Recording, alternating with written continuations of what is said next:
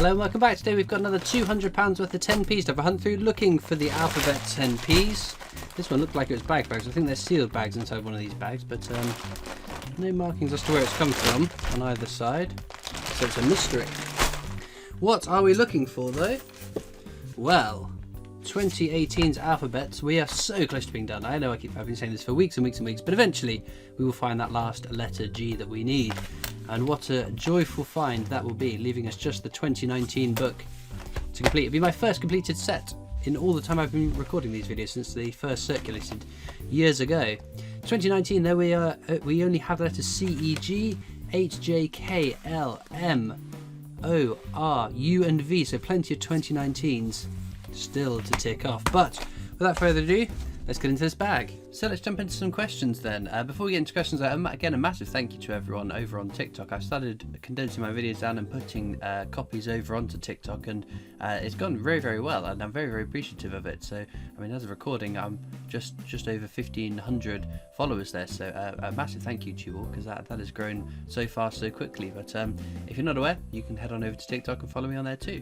Anyway, questions then.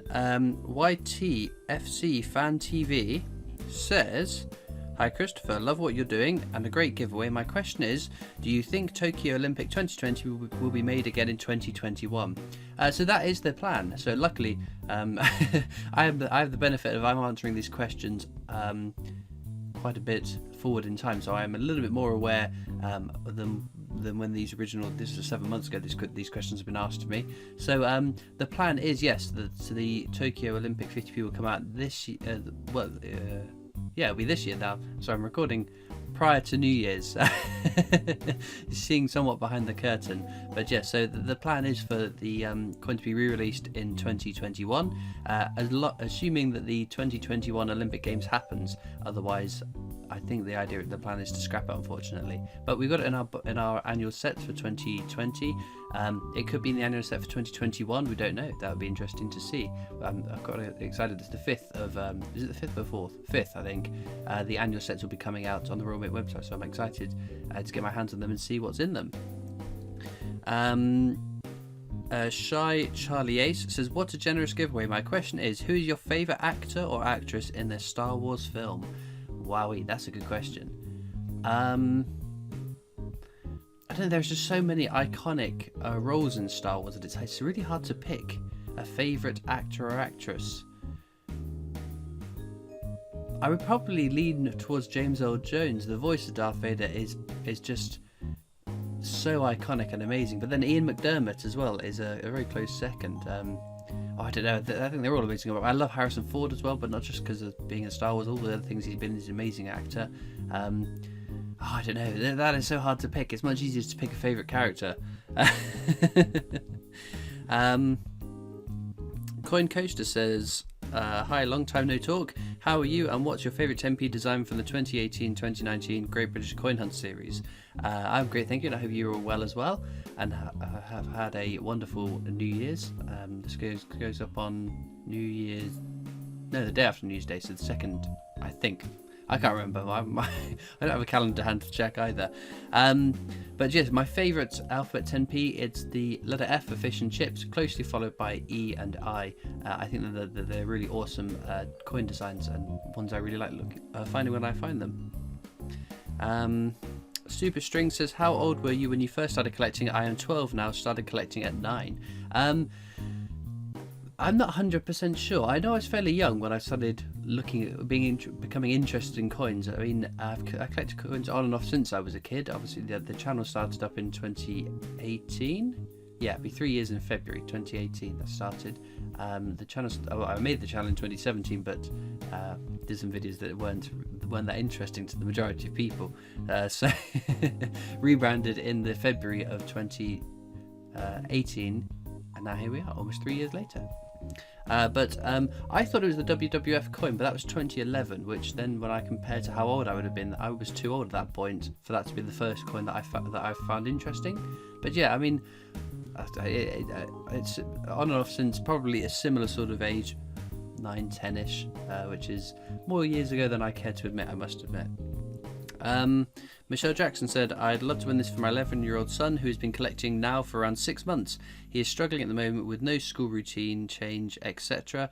And with not going out, we can't get him coins, so these would keep him busy and help for a while. Well, I hope that things have improved for you, because we've been through a very, very bizarre year, haven't we? And hopefully 2021 we can turn that corner and have a much more pleasant year, because there's lots of things that we are used to just being able to do, we just haven't been able to do, unfortunately, for valid and sensible reasons, obviously. But yeah, it's been a year of upheaval for that, and I feel especially sorry for students, because the time you're at school is so important to future life.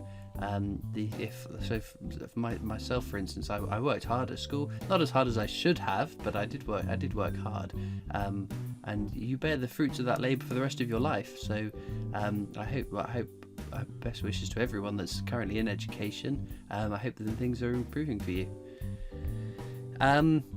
Chris Brown says, is it worth just going to the Mint for the Strike Your Own, and have you got them all? 100%. It's tricky to say. It's not so bad for me. I'm only a 2-hour drive away from the Royal Mint, so 2 hours down the road is nothing, really. For those of you up in Scotland or further east or way down south in Cornwall, Devonish, it's a bit more of a trek for you.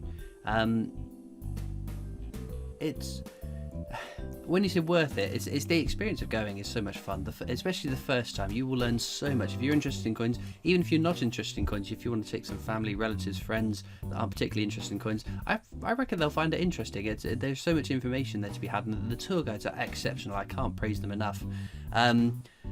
So yeah, it's definitely the first time. Then when you're talking about is it worth it in terms of the cost of buying a Strike Your Own compared to your fuel costs, maybe you'd have to stay the night somewhere, because you can't make the trip to and fro in a day. I can do that, but I tend to stay up at the Royal Mint for a couple of nights to meet people, other coin tubers, viewers, things like that, my friends. But yeah, some of them are fairly inexpensive now. Some of them, on the other hand, are pretty expensive. So like it was the Nutcracker Strike Your Own way back last year when I did my Strike Your Own review, going through what sort of values they're at. The Nutcracker was about 60 quid, which isn't bad, is it? The most expensive one, obviously, Harry and Meghan, wasn't it? There was just a strike over the weekend of their wedding. That rockets into the hundreds of pounds. So those would be worth having, obviously, in terms of a purely financial viewpoint or standpoint. So yeah, it's tricky to say. I will go to every Strike Your Own that I can get down to. I've been to everyone since the Frankenstein. When was that? 2018, I think. Yeah, October 2018, I think. And everyone since that I have been lucky enough to get down and go to get.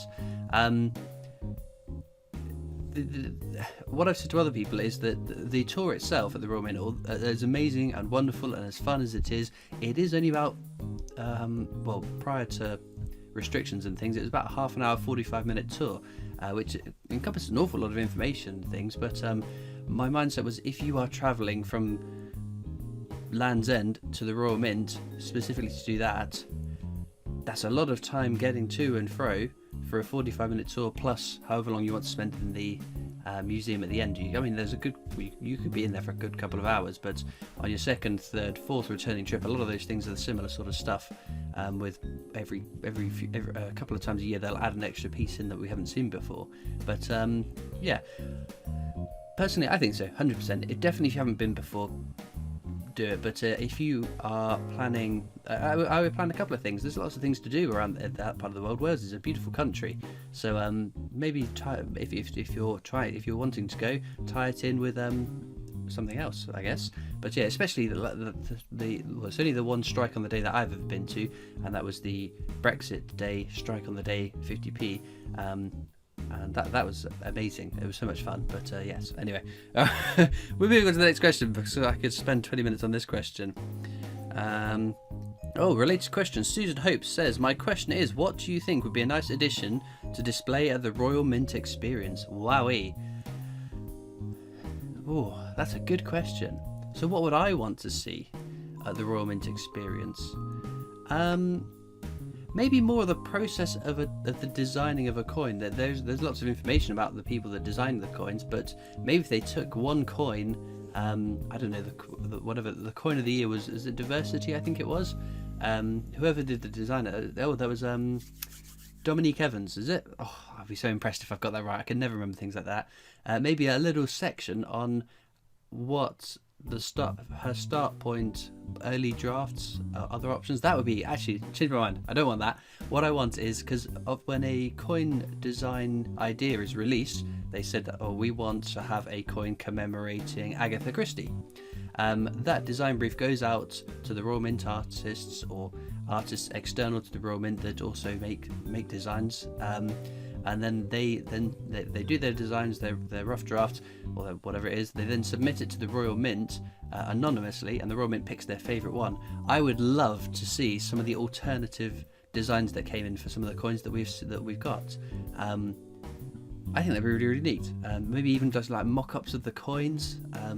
Imagine if they did a strike your own that was an alternative submission for the design of a coin.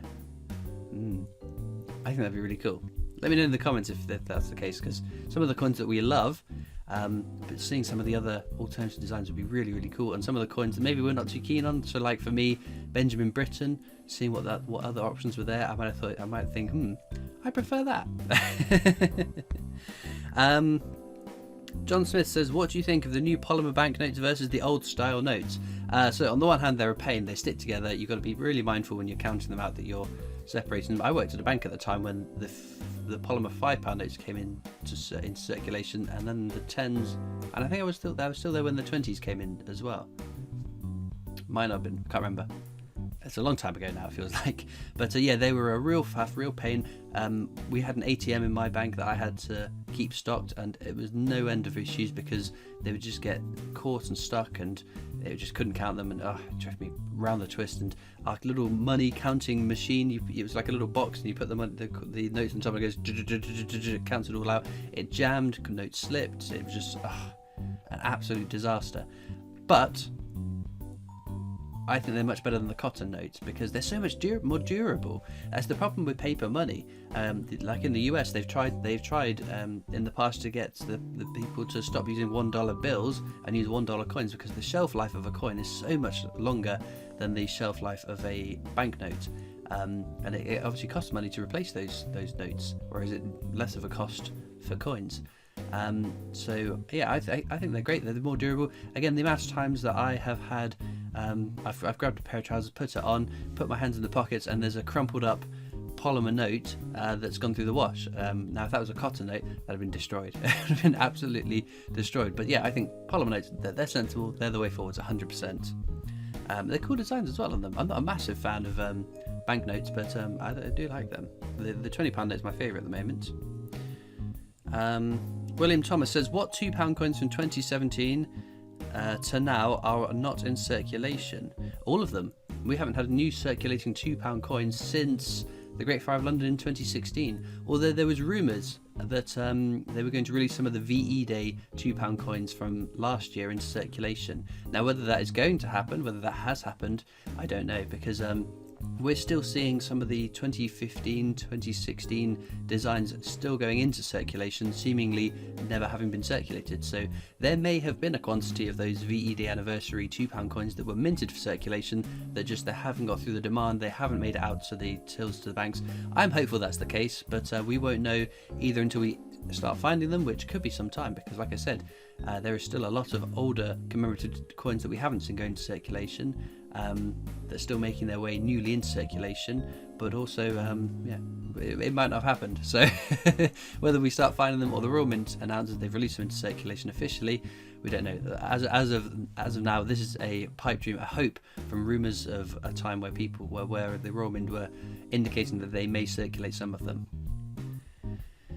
Ben Virtue says, if you didn't collect coins, would you collect something else? Oh, 100%. I like collecting. I like organising things. Stamps. I still do collect stamps. I haven't done anything with my stamp collection for quite some time because it's just not having enough free time to do so. But yeah, I collect stamps. I collect anything Star Wars. I absolutely love. I'm becoming a bit of a Master Temple over at Dan Temple's over at Master Temple's Treasures YouTube channel. A bit of a collector of his artwork as well, which I won't grumble at because I love it. Hoveman70 says, do the bags contain flag errors? Also, have you thought of using Hermes for posting out? I don't get anything for recommending instead of the PO post office, as I find them just as good. So the sealed bags I got of Navy Centenaries and Great 5 Londons did contain a whole host of flag errors, which is really cool. Partial flag errors, full flag errors. Some of the bags contain way more full flag errors than other of the bags. Have I considered using Hermes? No. I'm quite happy using the post office. There's been a bit of delays on some of the prizes I've sent out, but with what's going on in the world, with seasonal post, that's to be expected, to be fair. We'll go for one more question. 94JJ says, love the videos. My question is, what would you do if we become a cashless society? Again, one of my top asked questions. So, do I think we're going to be in a cashless society in the future? Yes, probably. Do I think that's going to be happening anytime soon? No.